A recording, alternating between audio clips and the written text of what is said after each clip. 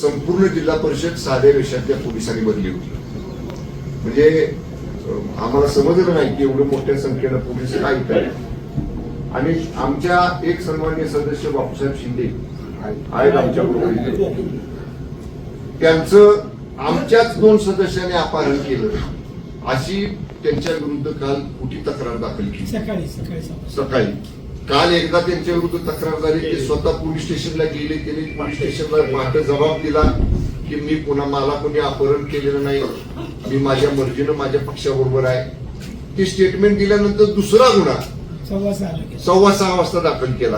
आणि त्याच्यामध्ये आमच्या 4 राष्ट्रवादी काँग्रेस पक्षाचे 4 लोकांची नावं घातली. त्याच्यामध्ये 2 नावं आमच्या जिल्हा परिषद सदस्यांची होती, 2 नावं इतर होती. मांडवे, संदीप मांडवे आणि अनिल देसाई हे सदस्य जे आमच्या बरोबर इथनं सकाळी आम्ही गेलो.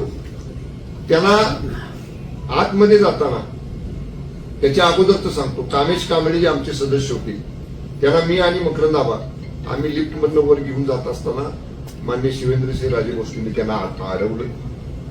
तो म्हणला मला बोलायचं नाही, मी आबांच्या दादांच्या बरोबर मी जाणार आहे, एवढं स्पष्ट त्या कामेश कांबळेने सांगितलं. तरी बाबांनी त्याला दम दिला.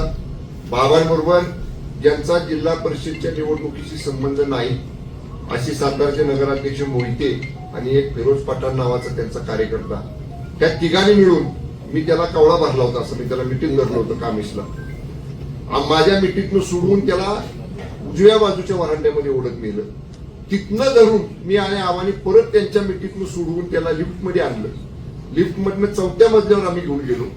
अगदी दरवाज्यातनं आतमध्ये आमच्या सगळ्या सदस्यांच्या बरोबर, तुम्हाला आमचे सदस्य सांगतील, आमच्या सगळ्या सदस्या बरोबर ते कामेश कांबळे जाऊन आमच्या सदस्यांच्या बाजूला बसले. दुसरे जे 2 सदस्य आमचे खाली होते त्यांना आणायसाठी आबावरच थांबले. शशिकांत शिंदे साहेबांनी आम्ही खाली आलो. तोपर्यंत शिंदे साहेबांना लोकांनी सांगितलं की बसमध्ये बसणाऱ्या सदस्यांना सुद्धा आत सोडत नाही, त्यांची बस सुद्धा बाहेरच उभा केलेली आहे दरवाज्यावरती. शशिकांत शिंदे साहेब तिकडे बसकडे गेले आणि जे 2 सदस्य खाली होते अनिल देसाई आणि संदीप मांडवे त्यांना घेऊन मी वर आलो.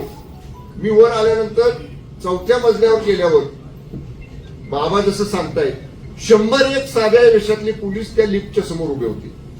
त्यातनं सुद्धा लिफ्ट पोलीस त्यांना धरत होते आणि मी आमच्या 2 सदस्यांना घेऊन आबा आणि मी आम्ही दरवाजापर्यंत गेलो.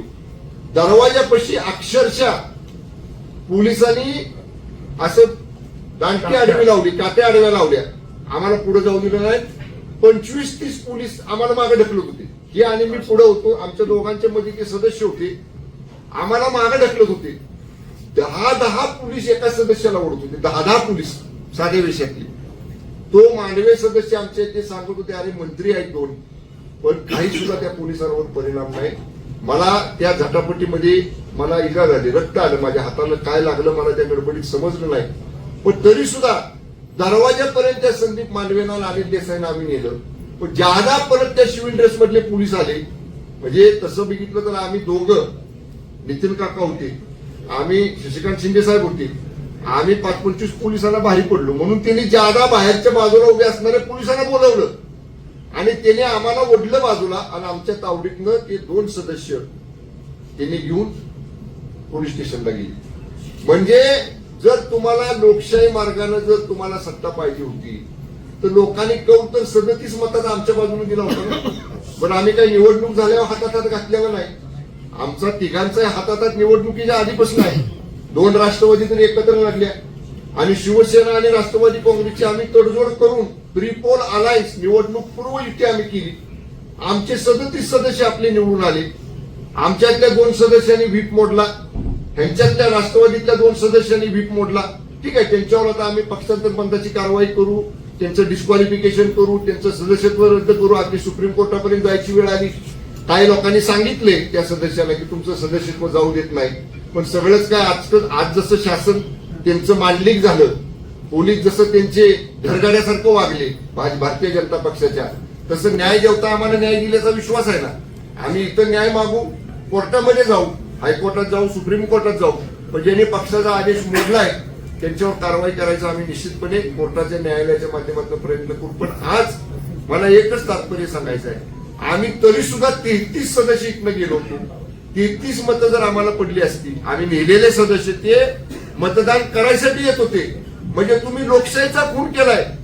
लोकशाही मतदानापासून कुणालाही रोखत नाही, पण इथं मतदानाच्या दरवाज्यावर आलेला आपल्याला तर सगळ्यांना नियम माहिती आहे. 100 मीटर पांढरी लाईन उडलेली असते निवडणुकीच्या वेळी. त्या पांढऱ्या रेषेच्या आत 5:30 वाजायच्या आत जर आपण माणूस उभा केला तर रात्रीच्या 8 वाजेपर्यंत मतदान घेतात. त्यांच्या 100 मीटर नाही, आज अधिकारी बसले आणि ह्या दरवाजावर आम्ही नेऊन त्याला सोडले, तिथनं पोलिसांनी ओढून गेले. म्हणजे किती दादागिरी, किती मजुरी, किती सत्तेचा माज. आम्ही पण आहे ना त्या सरकारमध्ये मंत्री आहोत. मंत्र्याला जर जखम होती, दुसऱ्या मंत्र्याला जर तुम्ही त्यांना जर धक्काबुक्की करता, 2-2 मंत्र्यांना ओढता, म्हणजे तुम्हाला मंत्री असलेल्याचं सुद्धा तिथं समोर आपले त्याचं सुद्धा भान नाही. एवढे पोलीस मांडली कत्व पत्करल्यासारखं भारतीय जनता पक्षाचे आज वागलेले आहेत. आम्ही आमच्या युतीच्या वतीनं या पोलिसांचा आणि जिल्हा प्रशासनाचा जाहीरपणानं धिक्कार करतो, निषेध करतो. आणि समारोप करताना मी एवढं सांगेन, या प्रकरणाची सुरुवात आज भारतीय जनता पक्षाने केलेली आहे, पण याचा शेवट राष्ट्रवादी काँग्रेस आणि शिवसेनेची युती. निश्चितपणे आम्ही जास्त बोलत नाही, पण आज तुम्ही बघितलं असेल माध्यमांनी सुद्धा, आम्ही बाहेर आलो, निवडून आलेल्या लोकांच्या अंगावर गुलाल होता, पण चेहऱ्यावर सुटकी काळा होती. आणि आमचे लोक पराभूत झाले होते, पण वाघासारखी ताट मान करून आमचे सगळे घोषणा देत होते शिवसेनेच्या आणि राष्ट्रवादी काँग्रेस पक्षाच्या विजयाच्या. हा मर्द शिवसैनिक आहे, हा मर्द राष्ट्रवादी काँग्रेसचा सैनिक आहे. त्यामुळे ठीक आहे, त्यांच्या हातात सत्ता, आमच्याही हातात 2.5 वर्ष शिंदे साहेब मुख्यमंत्री होते ना, पण असं कधी असलं गलितचे राजकारण त्यांच्या नेतृत्वाखाली आम्ही पण मंत्री होतो. मी पण पालकमंत्री मागच्या वेळी आता आहे. अनेक निवडणुका झाल्या, मग का बरं आता बोलायचं नाही मला. हे विरोधात उभे होते आणि भाजपचा उमेदवार 2024च्या निवडणुकीला उभा होता.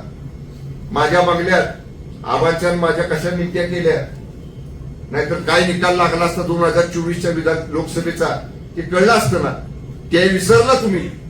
ज्या किती मतांनी निवडून आली भाजपची सीट लोकसभेला, 34,000. मकरंद आव्हाड्यांना आम्ही रात्री 10 नुसते फोन केले, 10 मी 10 फोन केले असते, चित्र वेगळं दिसलं असतं. पण आम्ही आमच्या नेत्यांचा, आम्ही महायुतीचा धर्म पाळला. पण त्याची अशी जर परतफेड भारतीय जनता पक्षाकडनं होणार असेल तर हे पूर्णपणे चुकीचं आहे. मगाशी सांगितलंय, मी उद्या दिवस मतदारसंघात आहे. रविवारी मुंबईला गेल्यावर माझ्या पक्षाचे मुख्य नेते, राज्याचे उपमुख्यमंत्री आदरणीय एकनाथजी शिंदे साहेबांच्या कानावर सगळा इतके वृत्तांत घालेल. आम्हा सुद्धा मान्य सुनेत्रा वहिनी साहेबांच्या कानावर हा इतके वृत्तांत घालतील. शशिकांत शिंदे साहेब पवार साहेबांच्या सुप्रियाताईंच्या कानावरती हा इतके वृत्तांत घालतील. आणि निश्चितपणे जिल्ह्यात काय भूमिका घ्यायची हे आम्ही सगळे एकत्र बसून ठरवू. पण एक वाक्यात मी सांगेन, भारतीय जनता पक्षाने नीचपणाचा आणि सत्तेची मस्ती कशी असती त्याचा कळस करून आज दाखवलेला आहे. हे लोकशाहीचा गळा घोटणारं कृत्य आहे. सातारा जिल्ह्यातली स्वाभिमानी जनता भारतीय जनता पक्षाच्या या कृत्याचं उत्तर लोकशाही मार्गानेच त्याला दिल्याशिवाय राहणार नाही.